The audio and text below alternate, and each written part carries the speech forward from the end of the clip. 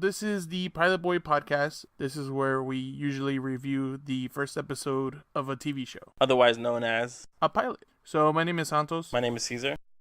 So today we have a guest. Unfortunately, we couldn't get the first three that we asked. Everyone else just kind of fell through. Apparently, I'm only on because everyone else said no. Yeah. Karen was busy today. I hate you guys. So her name's Michelle. She's a good friend of ours. But we've been friends with Michelle for, what, like 8 years at this point? Shit. Oh, wait? No. 2009. Oh, Michelle. Self-aware. How was your week? It was okay. I saw Baby Driver. Fucking 10 years later. I Oh know. my God. I know. Tell me that's not the best movie you've seen in the last... I don't know about the best 5 movie. months. It was really good. Oh, best movie in the last 5 months? Yeah. All right, so I would say that. let me complicate this for you guys a little bit. Oh my God. You guys both like Baby Driver, right? Yes. Yeah. And you had no issues with it. Oh, well. That's some issue with it. A little bit. What issue? It was just like the ending. Spoiler alert, I guess. I just like her waiting for him. Like you kind of get no time frame of like how long he was in there. When I first watched it, I loved it. And then I listened to this podcast about... So the bigger issue is that he should have been black. He had a black dad. He was like very like funky, vibey kind of person. But they made him white. Yeah. So that was the issue. Yeah. That's what the podcast said. So the issue is more that he was white and he had all the characteristics of being someone who's black. And then all of a sudden, like, he reaps from whiteness at the end of the movie. You get what I'm saying? Yeah, I get you. Like, that's the reading. Okay. Yeah. I didn't really think about it that way. Yeah, I didn't think about it either. It was just like a movie I just turned my brain off. Yeah. And it's also, I love Edgar Wright. I know a lot of people were really mad about John Hamm. Because they had built up Jamie Foxx as the villain. Yeah. They built up Jamie Foxx as the villain, and then all of a sudden they dupe you and tell you that it's John Hamm. Like, Jamie Foxx just dies like right away, and it's Yeah. just like, oh, John Hamm has like Jamie this Foxx vendetta, was and I'm just like, one of the best parts in that movie. I know some people who did not like him. What? Why? But I loved him in it. I thought he was great. Way better. Okay. What about you, Tokes? I finished One Day at a Time. Second season? No, first season. Oh. how was it? I still haven't seen it. What? Like at all. It was pretty good. I'm not gonna lie. You probably won't like it. It's like a traditional sitcom. Laugh track and everything. Oh, I mean, you usually don't like stuff like that. I don't, but it seems kind of like it's going back to an older time kind of thing. I've been catching up on Dragon Ball Super. Yeah. It's cool so far. I don't know. I feel like Just admit you don't like it. I feel like the issue with Super for me is that everyone painted it as being a new version, a better version of Dragon Ball Z. Like they got rid of all the filler, they got rid of all the pacing issues with Dragon Ball. But then you watch it and it's the same fucking thing. There's so much filler. The animation is terrible. Especially in the beginning. Yeah, dude. My It's just, God. I don't know. I think that there's a soft spot for Dragon Ball for everyone who grew up watching it. Yeah. And they don't want to admit that there's a big issue with it, which is that it's super dated at this point. Definitely. It's not super watchable the way it used to be. And I think a lot of those elements bleed over into Super, and it's not. It's a hard watch for me sometimes. I get you. You grew out of it. But other than that, yeah, I finished AP Bio. I caught up on that. It's pretty good. It's still, it stays episodes, good. right? Yeah. What was my prediction on how many seasons that would go? Do you remember? I 3, said, think. I said 3. Oh my God. You said I like, gave Champion 6, I think. yeah, you were ridiculous. Okay. Oh my God. In 6 years, if that's just still odd. Oh my God. Do you I have to think- watch everything that you pilot, Please, boys? Mindy. I do. You want to just jump into it? You want to keep it short? Barry. This was definitely the best pilot we've seen. Absolutely. This was whoo. I think this is HBO firing on all cylinders. HBO, thank you. HBO has long been and continues to be my favorite studio putting out TV. I don't think anyone rivals them except for FX. But FX has not put out anything great since Atlanta. You know, I feel like AMC was trying for a cool minute. With like They The were Walking trying, Dead? but then they caught HBO's hands, and it was done. They got buried again. I mean, don't get me wrong. AMC still has Better Call Saul, which is great, Of course, but it hasn't had its heyday. that's what I'm saying. No, but then it they had was since that. The They had Walking Mad Dead. Men. They Didn't had that, like, the most- Walking Dead. There are these two spheres, which is artistic integrity and viewership. And I think AMC had its peak with Breaking Bad and The Walking Dead. Mm-hmm. Although I don't think The Walking Dead was ever one of those artistic integrity shows. I do think that it had massive, massive ratings.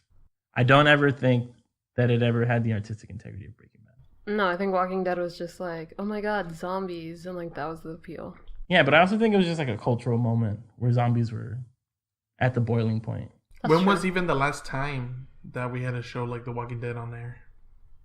Well, they try to catch lightning in the bottle again with Fear the Walking Dead, but it didn't take off. See, I always hear mixed things with that show. I did too. I heard the people who continue to watch it say it's okay, but I heard initial reactions were terrible. I actually watched most of the first season and I hated it.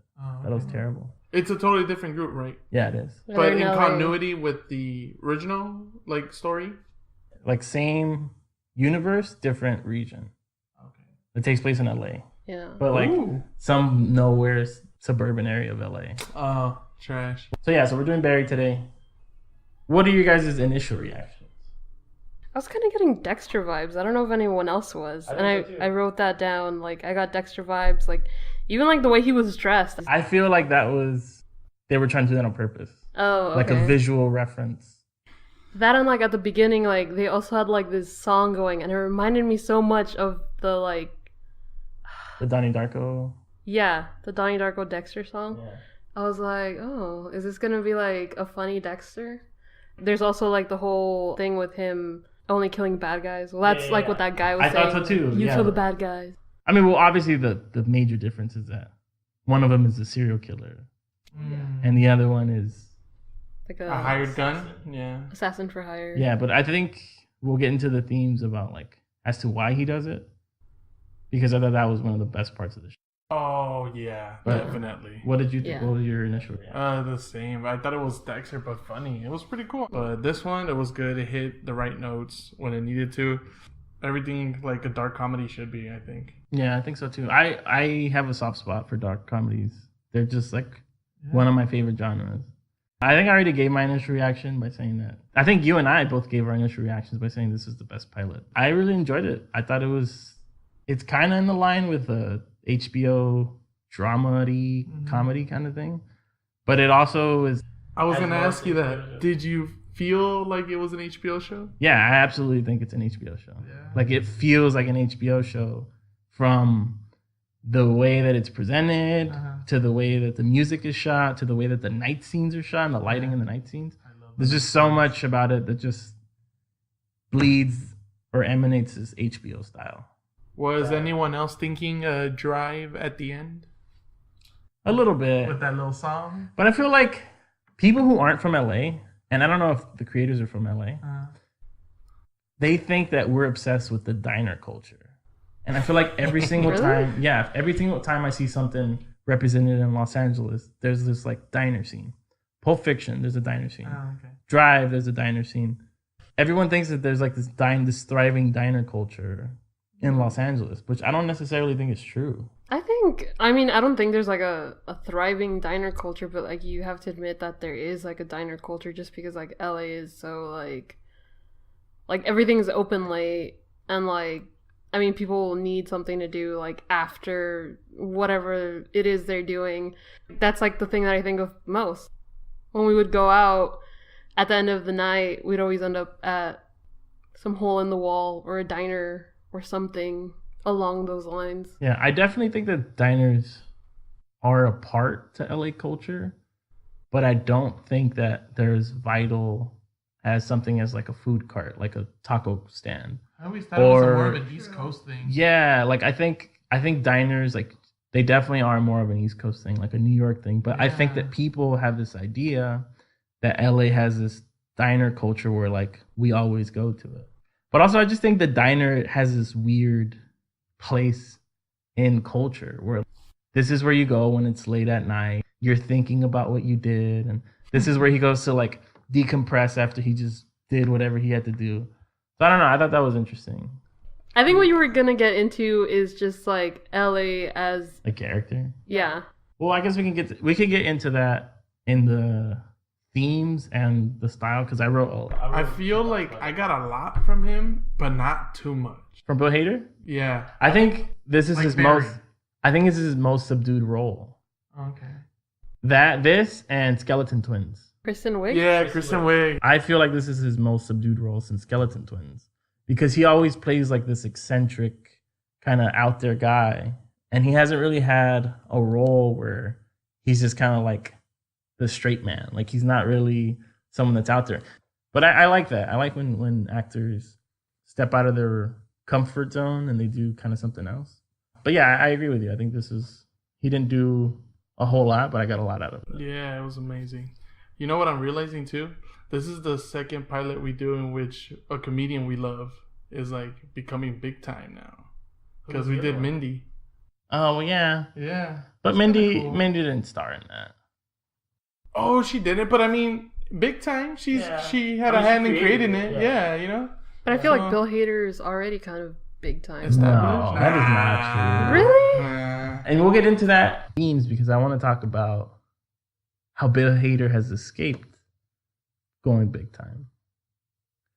How he's always kind of been Like a side a character. character. Is that a good Yeah. thing? I don't know. Okay, we'll talk about it. We'll talk Yeah, about because it. I have a lot to say about that. All right. So Barry, created by Alec Berg and Bill Hader. We'll get to the Got a lot recap. say.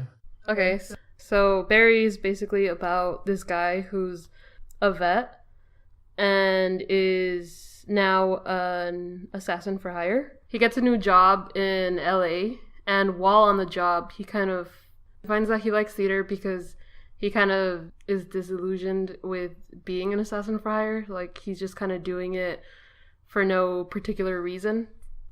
After he finds out that he really wants to do theater, the guy that he's supposed to kill, he doesn't kill him, and that gets him in trouble with the person who hired him. He runs into them and they have an altercation. And then after that altercation, the episode ends. The premise of the show, which it's a subversion of the action genre or like the assassin genre where it's like this flashy thing where Dexter's kind of like a voyeuristic, like you're looking at someone who's crazy do what they do and how much they love killing. Instead of that, it's just like supposed to be this boring job where he just kills people and it's just he's going into his office and just do work. So yeah, so the style, which is something that we already kind of got into, it's a dark comedy or like a dramedy, and it's no longer in the sitcom vein. But one of the things that you pointed out that the co-creator Alec Berg has worked on SNL and Seinfeld, which is very much one of those shows that was the anti-sitcom, where we wanted to get away from the lovey-dovey shit, which we've mentioned before on AP Bio. Definitely going to be like a character-driven show where we find out that he's going to be someone who has trouble with his job and trouble with being happy, and he's going to unravel a little bit. And they're gonna unpack the character. Eventually, he's gonna go crazy. I already know it. You think so? Yeah. All of like his shit is like there's gonna be a huge decision-making scene, and like gonna just boil down to one point, and then he's just gonna have he's gonna snap. I feel. Think so? Yeah. I don't know. I feel like the capacity for like being crazy isn't in him. He seems kind of subdued. But maybe that's what you're getting at. Is that like because he's so subdued that he's just gonna break? He just seems depressed, which is what he is. I don't know. I don't get like the crazy vibe from him. I don't think he's gonna go off on anyone. But not to be that guy. But he's also a veteran. You don't know what type of shit he's seen. That's true. He does have Right. PTSD. Yeah. Yeah. I think you're right. Have a trigger one day. Yeah, you know, like yeah. I think so too.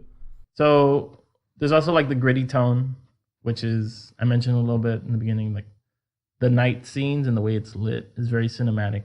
And it's also very reminiscent of something that HBO has done, which is like the night of or anything that has to do with something at night. HBO does pretty well because Yo. HBO is more Better than well. yeah, because HBO is they do pretty much like mini movies. And I mean, this show, most people who work on it have worked with HBO people. Like, Alex Berg worked on Silicon Valley. He also did Curb Your Enthusiasm. So these are people who are students of the new school of sitcoms or like the new school of dramedies and dark comedy. So they know how to do it.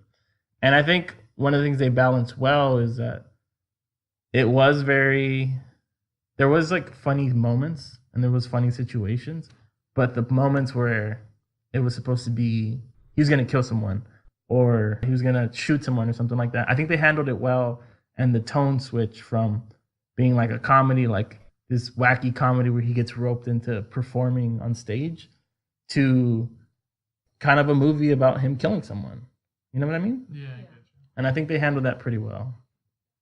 And again, I think it's HBO at its prime.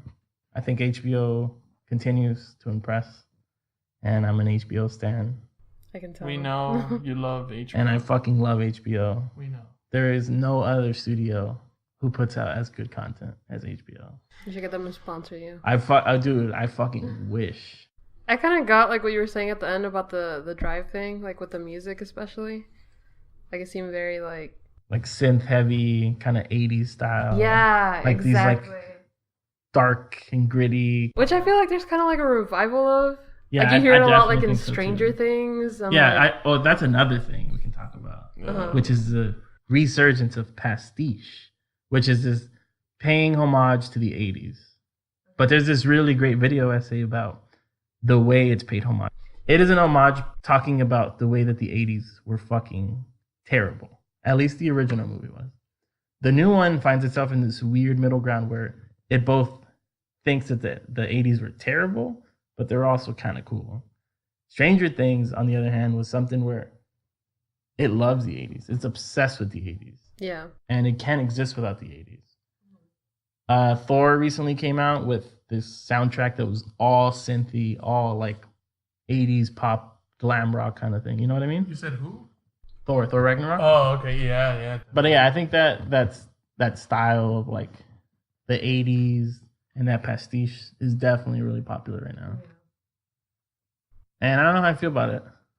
Like sometimes I think I don't like Stranger Things. I think it's just overrated. I don't think it's Hater. amazing, but I enjoy it. I'm not gonna front. It's one of those things where like it didn't hit for me when it came out. I feel the first season's a lot stronger than the second. I'll say that much. Yeah, I guess so. I just feel like it's one of those shows where like, look at how cool we are for liking the 80s. And look how little we care about. Oh, like that one book, Ready Player One. It's Oh like, my oh my god! God. Look at how everyone's so hyped for that. I don't see it. They're hyped for it because it's paying homage to all nostalgia that you. And they got a bunch of licenses for it, huh? But I mean, I also think that we're living in a cultural moment where all nostalgia is cultural capital. Anything that you liked in your childhood is getting a revival or a new movie or something where like we're gonna bring it up or we're gonna confirm something from it. It's just LOL's Dragon Ball Z. they just don't want things to die. But I think that it says something about where we are as a culture at the moment. We're not okay with the current climate. Things are not great, so we look to things in the past. Wow. I see that. But I was also gonna say that I think it's just that nostalgia sells. Like you were saying about like the Dragon Ball Z thing, like a lot of people really just does. watch it because they watched it before, and it's like that's what it feels like now. Like, oh, like look at this cool thing from the 80s that you were really into. Like now we're gonna make something like it. Yeah, people see things through like rose-tinted glasses. Like when you watched it, it was the best thing ever. Do you get tired of people bringing stuff back? Yeah, I think so. And I also think that like people don't like to admit how shitty some things were. Yeah. Like they think that just because it really meant something to them when they were kids that it means something now. I feel triggered right now because I feel you're trying to say Dragon Ball Z people are like that. Dragon Ball Z people are absolutely like that. Dragon Ball Z people are they're the biggest bros I've ever met. Because it's such a like male dominated show. You have to just keep trying and you'll get better. I think that's why people who go to the gym love Dragon Ball Z. Okay. Because it's all about outdoing yourself and reaching these perseverance. Yeah, it's ridiculous. I was gonna say that what you were talking about reminds me of this episode of Philly D where he was talking about that. You know, like when Jumanji was getting remade, people were like, "Oh my god, Jumanji!" Like the old one, and like the old one didn't even make like that great of a rating score on Rotten Tomatoes, and like now the revival like did better. Which I mean, I'm not saying that like like remakes are better. I'm just saying like. I heard a lot of good stuff from that movie. I haven't seen it. It's really hit or miss. Like, I think there are a few examples where they do better than the original source material. 21 Jump Street is a good example. The new Blade Runner was fantastic. I think you can do it. It just depends who does it. And even with Star Wars. Oh, I was gonna say that. Star Wars is back. They made a Rampage movie, which is ridiculous. Oh, the Tom Hardy one. Oh, the desert Mad one. Max. Yeah, Mad Yeah. Max. See, so there is very much this cultural moment where we want to go back to the past. I mean, obviously, nostalgia has never not sold, but there is this market for it where we want this and we want it now and we want it as much as possible because it's familiar. It's something that we like and it's something that takes us back to a better time. Makes me think if they were doing this. But I think what people ignore is that sometimes what you liked wasn't as good as you thought so. It was kind of shitty, and you can admit it. Your taste has grown, and you can move on. It's okay. No. I love you, Goku. Anyway, so this long-ass diatribe about something that really wasn't that present in the show. Anyway, so I guess we can get into the themes. And the major theme, of course, is, as we've mentioned already, is that this is just kind of like another job. This is just kind of like an office job where he goes to work, he clocks in, and he's kind of tired of it. And he hates it. He's like bored. He's very bored. Yeah. He wants nothing to do with it. It's just another job to him. And I think by doing that, literally the complete opposite of Dexter. Exactly, he was in love with it. Yeah. Because in Dexter, that was his like dessert. That was what he did to escape. And in this, it's a complete juxtaposition between like something that's kind of crazy to everyday life where we don't see people killing each other every single day. Yeah. And it's juxtaposed with like this mundanity or like this monotony of going to work every day and just like, ugh, just another day at the office or whatever. And I think that is the channel into him as a character, which is like this existentialism where he doesn't know what to do with himself. Mm-hmm. That's there because of his past with being a veteran, but it's also there, and as he mentions, with depression, because he deals with depression. And I thought, I don't know about you guys, I thought they did a pretty decent job of presenting it, because they didn't present it as like, if he does this new project, which is get into acting, that it's going to fix his depression, but it's just something else that will make it go away for a little bit, or at least just take his mind off of it. And I think that's an accurate representation of how people with depression deal with it sometimes. Like, it's not like, it isn't gonna make it go away. Yeah, like it's not depression as something that is curable, is a problem. It's curable, but it's not. It's an ongoing process, right? It doesn't really go away. It's just you stall it, right? Yeah, I guess that's true. But it's also like the other diseases, bacterial or viral, and this one's more mental. Something happened in the development process. What about you, Michelle? What did you? I like that they did do that. That they kind of presented theater as like a, I guess, more of a distraction to him. An escape. Escape. Yeah, it's an escape. Yeah, it's not gonna cure him, but at that moment he felt something as opposed to like his routine, and that's basically what I'm getting from his theater thing. Is like he's just trying to feel something. Which is something you don't see often. Escapes in movies or shows, I've never seen like an acting one. Yeah, I guess so. What it's situated in, his escape, is this acting class, where I think the way they present the acting class is kind of in the middle. They don't present it as like this very cool thing where like these guys are big deals, but they're a little bit of losers. Like, you know what I mean? Like, they're not. They've yet to make it, but they're working hard to make their dream come true. And I think that's part of what attracts him to it, is that like he sees how hard they're working, and he sees that although they haven't made it yet, they're fulfilled. And I think he wants that for himself. But I mean, whether or not that's going to solve his depression, I don't think is the point of that. I just think that the way that they presented the acting scene was interesting, because it's both something that gives him hope, but it's also something that's very true to LA. And I think that kind of situated this show in LA. Like that made it very LA to me. Because that's a very LA mindset. Did they seem a little like obnoxious to you? Yeah, of course. Like, I'm an actor, you know? No. Not like that, but what the way they did seem to me is more like that bugs me so much. It's more like, look how quirky we are because we're actors and we do like the drama kids. And Michelle, you can speak to this. I'm not saying that triggered. No, because Michelle's not like that at all. But what I'm saying is, you can speak to that. Well, how did you feel about it? What did you think? Yeah, I totally get that. Like in theater, like we're just, I mean, I guess, yeah, like we were just kind of like, oh my god, look at me, like we're so weird and different, but like it's cool, and like, yeah, that's pretty much how like the theater thing was when I was in high school. It's a thing though. It's very much a thing. Yeah. Did you think they were like advanced actors? No. No. And I think that's the whole point of that scene, because I think they presented Henry Winkler, which is the teacher, as it was almost like a cult.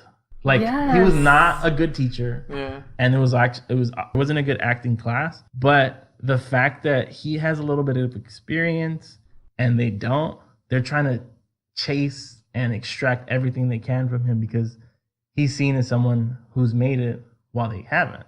Yeah, like with the book, his car, that's just like, oh, like look at this guy, he knows what he's doing. Yeah. Arrogant motherfucker. But I think he's just someone, he's kind of a cult leader, and he's someone who's just abusing his power and who's had a little bit of exposure, and he's trying to use that to his advantage on people who are a little disadvantaged. He's probably trash too. Okay, so this is something that I wanted to talk about, which is the meta read, right? And this is what we teased a little bit in the beginning.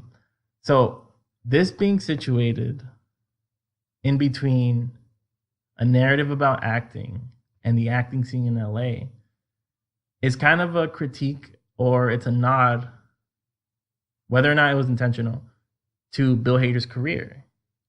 Because he has yet to have that huge moment in the spotlight where he's the main guy and he's like this Hollywood famous dude. He's famous, but he's not like an A-list actor. I think his biggest role was Trainwreck with Amy Schumer, and he was a love interest. Wasn't his biggest role Cloudy with a Chance of Meatballs? Oh, he was in that? Even say that. Damn, probably. Like you can't even say that voice acting is a spotlight. Okay, fine. Yes, I'll give you that. But that was because, like his like one leading role that I could like really think of. Yeah, I mean he's had roles where he comes out in, but he hasn't really had like the major spotlight yet. And I talked about it a little bit last time in the podcast, but I didn't leave it in. But I talked about how I think it has a little bit to do with artistic integrity, because this show, the writing is fairly complex. He's not into dialogue humor necessarily. He's more into like developing this character as someone who's human, or someone who's going through the process of like being human.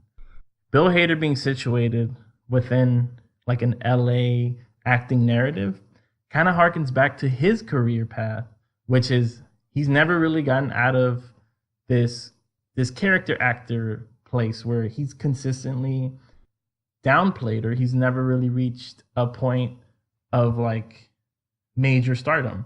And I don't think that's necessarily a bad thing. I just think that you can see similarities between his acting career and the acting careers of the actors depicted on the show. And I think that's interesting. Do you think it's his own like situation? Do you think like he chooses this, or he's not among the chosen? So that's what I think. This goes back to like the artistic integrity. I think that he doesn't necessarily want to sell out, and of course this is just a theory because we don't really he possibly just didn't get the break, but he stepped away from like a job. He stepped away from SNL because he didn't want to work there anymore, and that's a consistent job. You get Keenan has been there forever. Bobby Moynihan was there forever, but I guess that goes back to like the monotony, right? Yeah, I just think that to me, it's because he doesn't want to sell out. And he wants to depict someone, he wants to develop these characters in an artful way rather than like just like trash talking humor kind of shit. Because he's been in a lot of shit. For millions.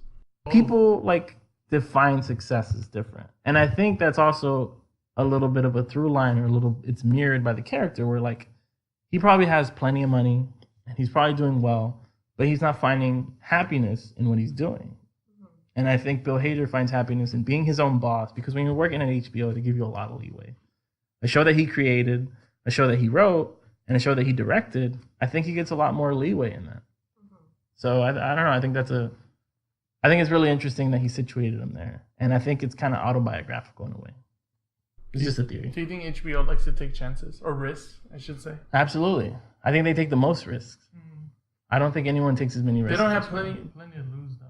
I mean, they're kind of established already in that regard. See, the reason why HBO is allowed to take risks is because they have a guaranteed income stream. People will continue to pay their fees, and they'll continue to have money and put out these things that are kind of unchallenged. That's why John Oliver can go to Russia and talk to Snowden and put it out in the US. Someone who was supposed to be extradited for treason, pretty much. And he went to go talk to him. So I think HBO has a lot of leeway. Oh, shit. Is this turning into an HBO Stan podcast? Yeah, that's my next podcast. HBO Boy. Go for it. So in the story, Barry kind of like shows some sort of interest in Sally, who it appears is going to be like the love interest. I was bringing up that she kind of gave off this manic pixie dream girl vibe. For those of you who don't know, a manic pixie dream girl is basically like a girl that comes out and she's kind of like the quirky girl that's like, oh my god, I'm here to get you out of your depression, and like, this is why life is so amazing, and this is why you should live. So is this like one of those things where he sees everything he wants? Yeah, exactly. But Yeah. it's not really It's like not there. Yeah, she's not a real like person. Like, she's not really a character. I think I know what It's you're a talking it's a about. character device to present a character to a new world. It's like Zoe Deschanel in 500 Days of Summer. Like, it kind of like puts all this thought and expectations about her, and it's just, that's not who she is. Yeah, and I think that movie deals with it well, because that movie is equal parts her being a manic pixie dream girl, but equal parts like him making it up in his head about who she is. Yeah. So it's one part like he sees her as something who has achieved something that he has not achieved, which is happiness. Being happy in the midst of not being like successful, which is something that he's essentially reached success. He's just not happy, but he sees her as like everything that she wants. But that's kind of an issue. It's kind of a trope. Yeah, it is a trope because it gives her like no Agency. Exactly. She's not really anyone important. She's not a person. Yeah. Basically, the manic pixie dream girl isn't allowed to really exist and like be her own character and have her own interests, have her own backstory. She's just there as a trope to like make the man self-realized. Yeah. And that's basically like the vibe I was kind of getting from her. And, you know, I think that, I don't know how you felt about this, but do you think she was presented as someone who could get him out of depression? Like, is she supposed to be the cure for his depression? Or do you think that it was just purely romance? I don't know, because I mean, I want to say they didn't, but in the scene where they're in the bar and she's kind of like flirty with him and he seems like, oh my god, everything, well, not everything is amazing, but like the way they showed her, like the camera kind of like glowy and He was like, so mesmerized. Like, yeah, he definitely was. And I think the camera and just the slow motion sells that, is that it's like this dream state of him like seeing her and wanting. I think it accomplishes what it means to do, but I think that's a writing issue where like it presents romance, and I don't necessarily think it does, but I think maybe he's just projecting everything that the theater presented for him onto her. If they presented her as a possible solution for depression, I think that takes away a little bit from the depiction of depression, because it's no longer, look at this realistic depiction of how depression is. It's more like, this guy's depressed, but we're going to fix her later with a woman. That would suck. That would suck. But some people do have that like depiction of depression, like, oh, I'll fix it this way. I'm just missing this aspect in my life, and then it'll all go away. Didn't that happen in 500 Days of Summer? Didn't he get depressed when she left him? See, but that's a different kind of depression. So that's like situational depression, right? That's like, something happened to me and I'm going to be depressed for a certain amount of time. It's like forgetting Sarah Marshall, I'm depressed because she left me. But his depression is more like, I've suffered through trauma. This is the way my life is lived now, and I don't feel anything. And something that's possibly going to give me some hope or make me feel something is theater. So I hope that they don't do that, where they present her as the cure for depression, because that would suck. And it wouldn't be as artful, or it wouldn't be as good a representation for depression. I think it'll just add to like the whole like stigma of like, oh, you just need to get out of it. Like you just need this one thing to get out of it. And I don't want them to do that, because some people are just stuck in a depression forever and like nothing really gets them out of it. And that's not to say that someone having a significant other can't help you feel better at times. Yeah. But it's also like, to think about it, depression in that way creates a bigger stigma, or creates a bigger divide, where like people think that if only you just reach certain milestones, you would no longer be depressed. Yeah. But I think the show deals with depression well, because he has reached these milestones of success. Well, success through like dark channels, which is money, or has money. But he still deals with depression because nothing is really filling that void for him. Mm-hmm. You think he gets that 7-figure salary? Probably. Yeah. I guess the class stuff they haven't really explored too much. I got a question for my hitman out there. No. No, I mean, I don't know if they really present him in like an upper class thing. I mean, I don't think he's upper class, but I think he definitely has money. And Oh, that yeah, scene you where gotta he's like, oh, like you got to pay cash, and you got to pay 2 months or whatever. I thought that was the hint. well, for me, you know, like the beginning scene where the guy was sending him to LA. Yeah. Did you get Ontario because it was cheaper? Yeah. So Okay. like, well, he's not rich for sure. Yeah. But he wasn't paying for it. Yeah, and I also don't think that he's struggling for money. Okay. And I think that it would make sense if he had some money, because so far they've presented him as someone who doesn't really care about material things. Or he doesn't care about anything. He's just depressed. Yeah. The only thing he really cares about so far is Yeah, I was going to say, I theater. don't think he really cares about anything. Well, that's what I'm saying. Like, if he had money, or the way that they wrote money into his character was kind of like, yeah, I have money to spend. It's no big deal. Yeah. That's not really a thought in his head. Like, he doesn't have to worry about it. Exactly, because he's more worried about, like, nothing. Oh, shit. Fuck. Wow. What did you think of the... Just so, like, everyone else besides Bill Hader? I liked the acting troupe. I think the litmus test, or the test for me for acting or theater people, is if I don't like them, I think it's a good representation. Because I find them super annoying. Wow. I'm triggered. In Love, they're all kind of geeky, nerdy, struggling actor guys. And it made me hate them. So I was like, oh, this is probably a good representation. Wow. There's a little bit of pretentiousness, even though you haven't made it big yet. Yeah, I get that. So I thought the secondary characters were cool. I really liked Monroe, Stephen Roots. Yeah. He's great. I think he's such a great actor. What did you think of the Chechen guy? I thought NoHo Hank was great.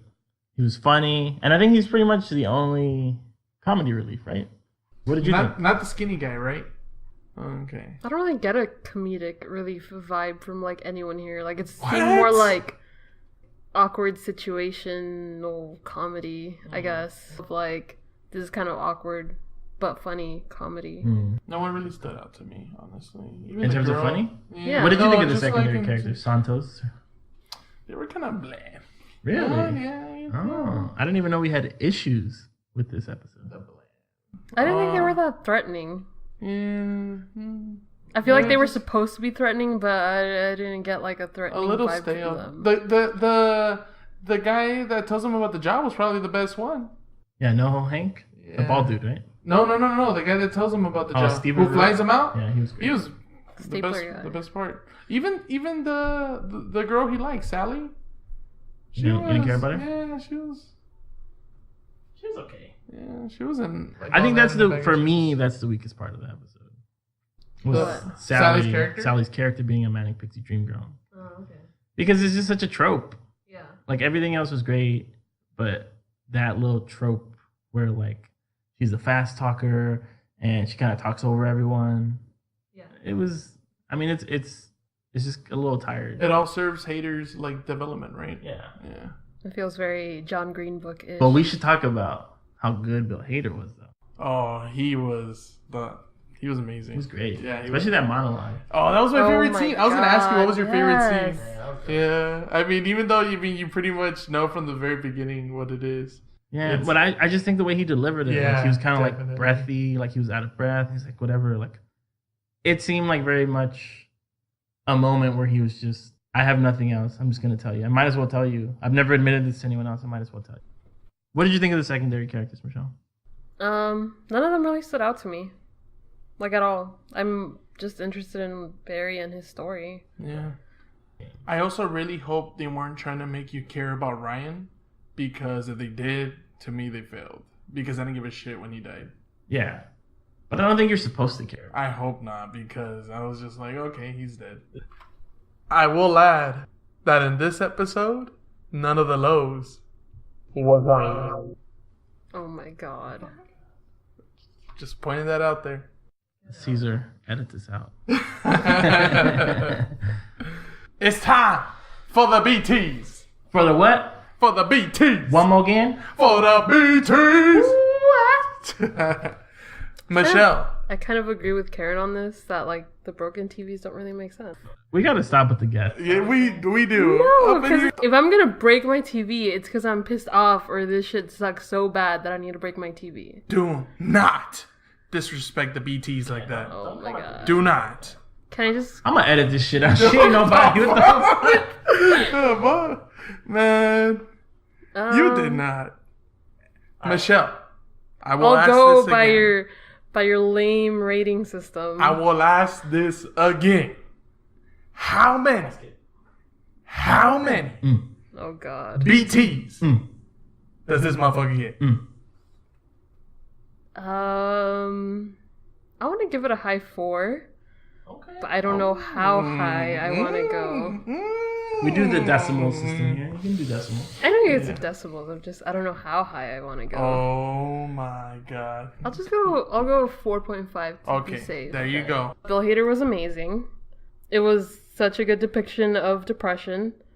It was interesting, familiar but not familiar, if that makes sense. Okay. And the reason why I docked it was just because of Sally. Yeah. Okay. Go ahead, Santos. I'm going to say the same thing I said in the beginning of the episode. This, without a doubt, was the best pilot I've seen in this. By far, I think. Actually, no, not by far. Because I really did like AP Bio, but they're different. Completely different. Yeah. So even my score for each of them, it doesn't even matter. Because they're just different. But I love Bill Hader in this. He did a lot for me. Even though, like, sometimes you weren't getting a lot, but it was like you were getting a lot. I don't know if that makes any sense. Yeah. But the monologue scene was just, like, A1 perfect for me. And the only thing that, like, it's not a perfect score for me is just secondary characters I feel were not strong. Okay. And I kind of do get that vibe that you're telling me about the Manic Pixie Dream. Yeah, it just serves like him. It doesn't do anything for her at all. Yeah. And I really like the music. For me was good, and you're totally right on the HBO night scenes thing. It's just so good. So what's the verdict? The BTs, dog. How many broken T's? I'm doing 4.1. Wow, really? 4.1. 4.1. That's the highest score you've given. Yeah, it is. And I think this show has definitely earned it. I feel like you're getting more, I guess. He's actually thinking about it. I admit that my scores have been up and down in the past. Last episode, he was praising the show the entire time. And then he gave it a 3. I don't understand Fucking you. full of shit. I don't understand your like, BTs. You don't understand the BTs from him. My BTs are consistent. Everything I say in the meat of the show consists with my score. Okay, listen, my friend. Shut the fuck up. We're not talking about your BTs right now? Santos BT. What did you give, Maybe? No, the Mindy one. 3 point something. You gave it a 3.8 and you gave this one a 4.1? Yeah, but that's different. It's comedy. I guess. You can't... Whoa, hold up.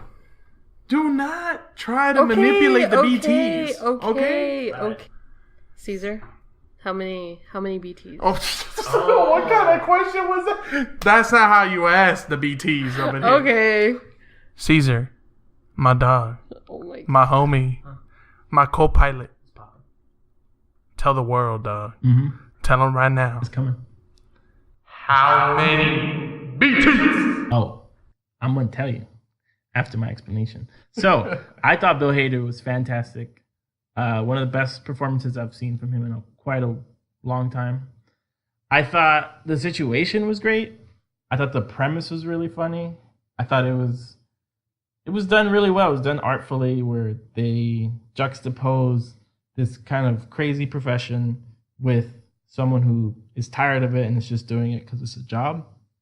I also really liked how they depicted depression, because you rarely get good depictions of depression. It's usually this stigmatized thing where you got to get over it, or you're only dealing with it because you're going through some ridiculous thing. But this was like something that he was dealing with, and they showed it visually really well before they even told you that he was dealing with depression. Like, as soon as I saw it, I was like, yeah, this guy's dealing with something, existentialism, depression, something like that. And then once they tell you, you're like, oh, of course, it makes sense. So I thought visually they told that really well. So all of that to say that I give this 4.6 broken television. Whoa. I just thought it was a really, really strong pilot. My friend, that is the highest rating we've gotten in this podcast. Nice. Wow. There goes to show that the BTs are real. The BTs are strong. Mm-hmm. All right, guys. This one's hard. Yeah. This one is real hard right here. Okay, so we talked about what we liked about it. But is that enough to stretch it? This could easily be another a thing, short one. I think this is going to be one of those things where you bring back the segment of, will this get an ending? Or will it get canceled? So I'll let our guest go first. Oh my God. Michelle, how long do you see this show going for? Oh God. This How long do one's- HBO shows usually go for? Well, some are very long. Median range is probably like 2 to 3 seasons. What's your prediction for how long, since you don't want to give it a number, what's your prediction for how long it'll take for it to be finished? I'm gonna say 3 seasons. So in 3 seasons, you're saying that it will finish its narrative? It will finish the entire story? Yeah, it seems like a 3-season story. Okay. What about you, Santos? This is probably the hardest one I'd have to predict. I think 3 seasons is a safe bet. I think that's pretty good.